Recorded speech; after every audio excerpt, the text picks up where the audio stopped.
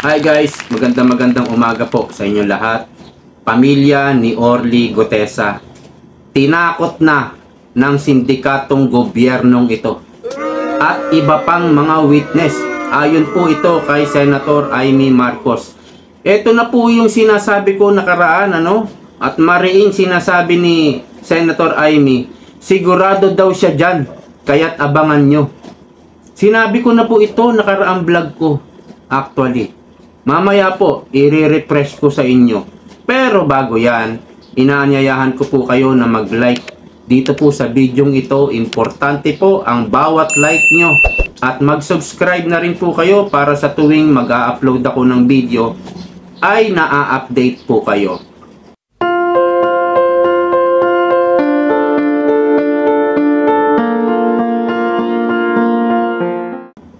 Alright, pakinggan po natin si Senator Amy and then magre-react po tayo.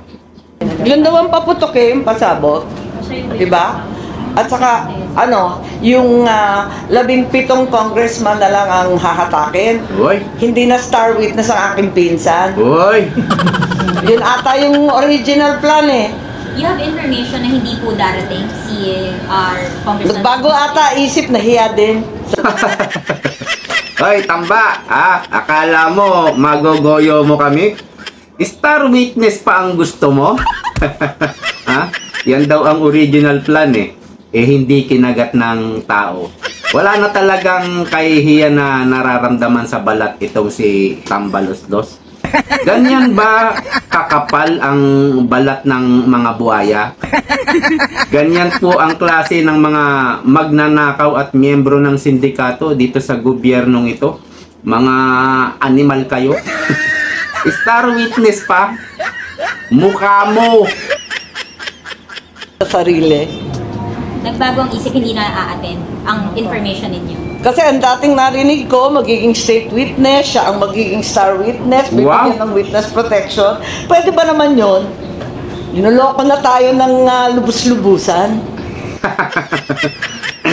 Natakot ang buhaya. Pero parang maganda rin kung maging star witness po itong si Tambaloslos. Tiyak naman na gigisahin ito ng mga Duterte senators, Marcoleta, Cayetano. Yan sila Bato, wala na pala si Bato. Nagtatago na yata.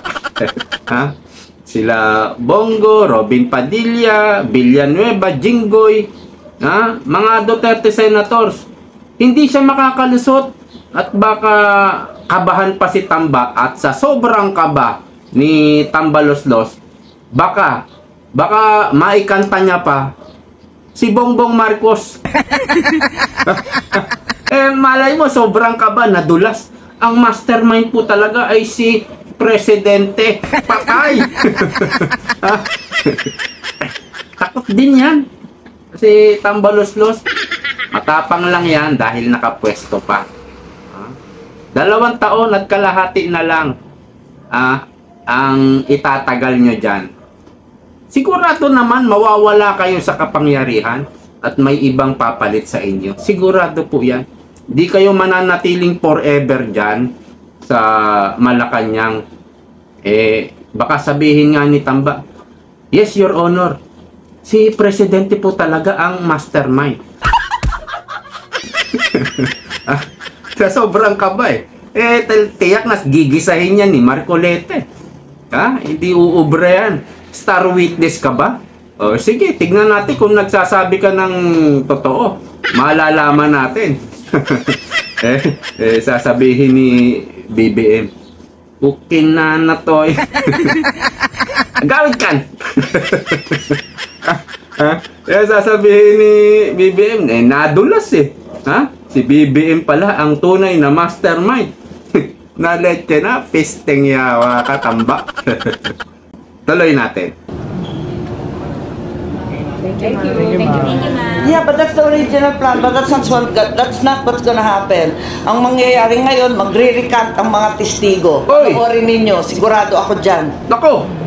Isa-isa yan na biglang babaliktad dahil premature, tinakot ang pamilya at halos tinutukan ang asawa at anak. Naku po! Yan nga po yun, yung sinasabi ko nakaraan. Magre-recant daw ang mga testigo. Panoorin nyo, sigurado ako dyan. Yan, malinaw po na sinabi ni Senator Amy. Sigurado daw siya. Pinressure, tinakot ang pamilya, tinutukan ang asawa at anak. Yan yung sinabi ko nakaraan. Ano? Ito, panoorin nyo. Dadalo daw si Gutesa sa susunod na pagdinig ng Senate Blue Ribbon Committee. Okay, is this for worse or for better? Or for better or for worse? Kasi hindi natin alam, no, kung buo na yung kanilang script. Hindi rin natin alam kung baka tinakot ito na bayaran si Gutesa. I don't think so dahil bilib na bilib yung mga yung mga kasamahan ni Orly Gutesa sa pagka-Marines ni ni Gutesa. So hindi siguro mababayaran 'yan. Ang problema diyan kung takutin. Marami pamamaraan po ng pagtakot eh. Kaya po hininto yung hearing na 'yan.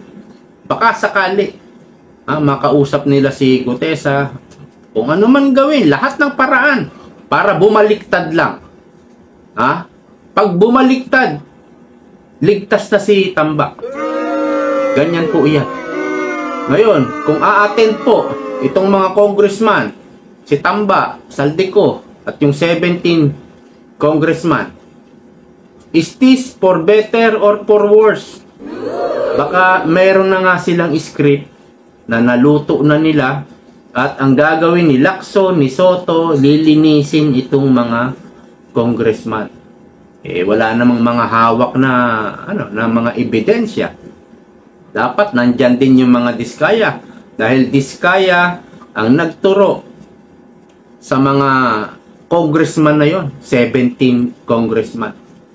Kaya medyo exciting po itong pag-aabang natin sa November 14. So, abangan po natin yan. Ngayon, meron pong mga nagsasabi, nagko-comment nababasa natin Sabi, paano naman nalaman ni Senator Amy yan? Ang bobo talaga ng mga yung mayor nga, may confidential fund yan Yung mga senator, may pondo yan para maniktik. May intelligence fund din po yan. Bumibili din po yan ng information. At kahit ka nga hindi maghagilap ng informasyon, may tatawag sa'yo Ma'am, may information po ako. Para ipagbili niya yung information. Ganyan po ang intelligence. So nakakatanggap po si Senator Amy ng mga information, lalong-lalo na sa Malacanang. Excuse me po. Malacanang, dyan, sa mga malalapit kay Tamba, may nagbibigay din information dyan. Kaya lang may bayad. Kaya naman meron tayong inilalaan ang gobyerno dyan sa mga mayor, sa governor, sa vice president, president.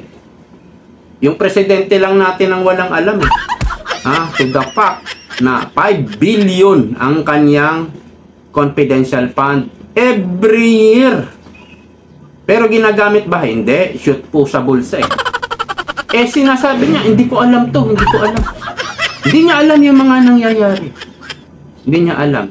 Nasaan yung 5 billion confidential fund mo? Wala. Bakit niya gagastusin yun? Itatago na lang din. Ganyan po yung ating presidente ngayon. Yung ganyan pong pananakot, gawain po talaga ng sindikato yan. Napapanood po natin sa movie, 'di ba? Pinapatay pa nga sa movie sa movie pinapatay pa yung asawa ni FPJ, pati yung anak, no? Hanggang sa maghihiganti na lang si FPJ. Kasi nilalabanan niya yung mga sindikato. So, pag lumaban ka talaga sa sindikato, kagaya ni Orly Gutesa, no, nakapanig sa katotohanan, ayan, tatakutin po pati pamilya. Tuloy natin. Alam na ninyo kung sino yung pinakamatindi ang testimonya. Si Gutesa pa yun. Bakit po Si Gutesa po ba yun? Kasi pinakamabigat ang kanyang testimonya. Dahil doon, may personal knowledge at matapang na ibinunyag ang lahat. Talaga naman, tinakot ng todo-todo ang mga pobreng testigo. Hindi tama itong gawain nila. Ma'am, si Gutesa lang ba or may iba pang witness na magre-recount? Sorry? intention po ba na may pagtakpan dun sa mga... Syempre, klarong-klaro talaga. At alam naman namin na may iba pang mga testigo na pinipigilan na magsalita at ayaw kumbidahin. Ma'am, to clarify, si Gutesa Sa palagay po ba yun? ko, kahit ano pang mag-recant dyan, kahit ano pang mangyari, kahit si Gutesa man at yung iba pang Marines ay magbaliktaran. Di ba sinisiraan na siya, naumpisahan na, napeke daw, yung nag-notarize, nag-falsify daw, kung ano-ano ang sinasabi. Wala naman naniniwala na sa inyo. Linilin lang ninyo ang sambayan ng Pilipino. Pero ang Pilipino, hindi na po magpapaloko. Ma'am, to clarify, yung pamilya na tinakot ay kay Gutesa, kay Orly Gutesa. O basta. Yung mga media, no? Ang kukulit, ha? Pinipiga nila si Senator Amy. Obvious naman na si Gutesa ang tinutukoy ni Sen Amy. Ang gusto kasi ng media, yung klaro, para pag nag-report sila, klaro yung kanilang sasabihin. Yun na yun. Abangan na lang ang susunod na kabanata. So, nakita na siya, ma'am. Ha? Si Gutesa nakita na po. Basta. Oo. Ayaw niya nga sabihin. Alam niya kung sino yung tinutukoy niya eh. Alam niya eh. Kaya nga, ayaw niyang sabihin. Ang kulit, di ba? At ang sinasabi ni Sen Amy, mga witness, tinatakot at tinatago. Kagaya po nung dalawang bagman ni Saldico. Wala na. Tinago na, nasa abroad na. Si Bunuan, pinasibat na rin. Si Bernardo, wala na din. Tinatago, pinapasibat. Basta alam ko na magbabaliktaran ang mga testigo, asahan ninyo, tinakot ng tinakot. Tapos, yung mga gustong magsalita pa ay itinago o talagang sinabihan na huwag nang magsalita. Pero ang buong kapulungan, nalalaman ang katotohanan. Nakita naman natin ang daan-daang namatay sa flood control. Nakita naman natin ang mga bahay na nasira. Alam naman natin ang katiwalian at kilala natin ang mga mukha ng mga gumawa. Ang sino yung nasa likod ng pananaw? Sorry. Nasa likod ng pananaw.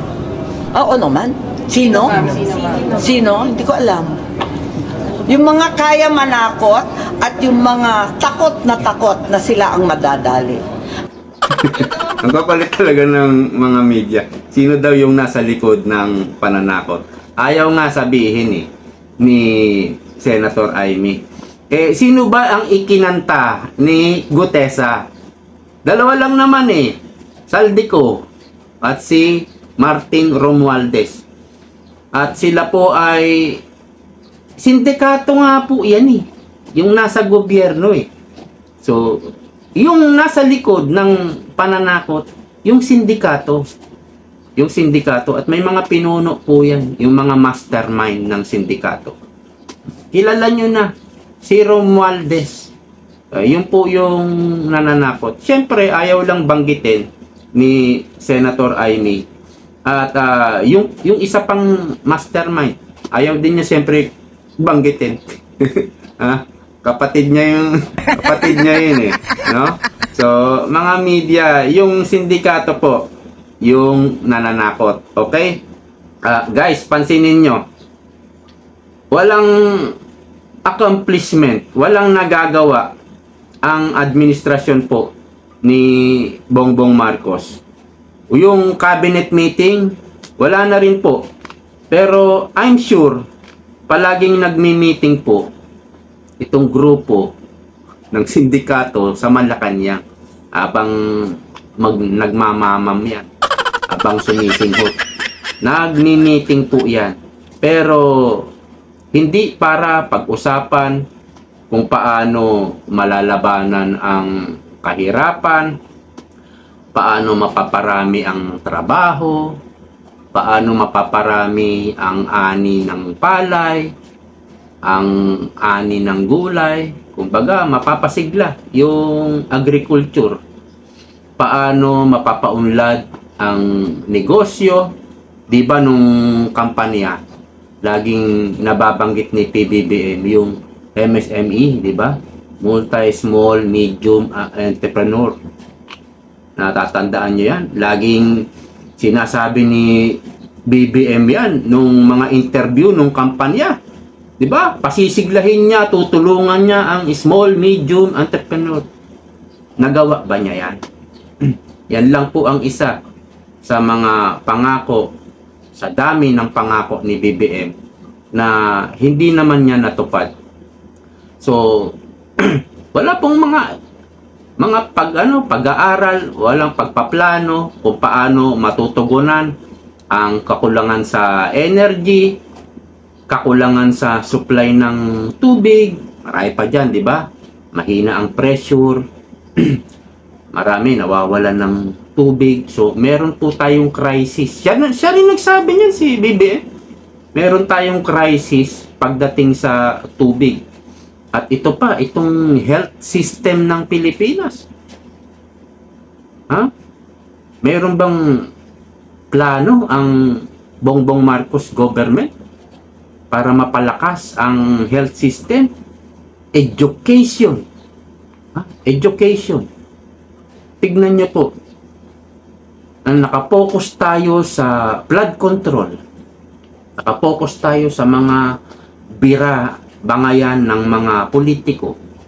Pero recently nalaman natin sa budget hearing ng DepEd. Budget hearing pala ng DPWH kay Vince Dizon. Nalaman natin 22 pa lang ang nagagawa na classroom. 22. Obviously po, ghost project. Mayroon pong mga kickbacks. Hindi ba't sinumbong na yan ni BP Sara?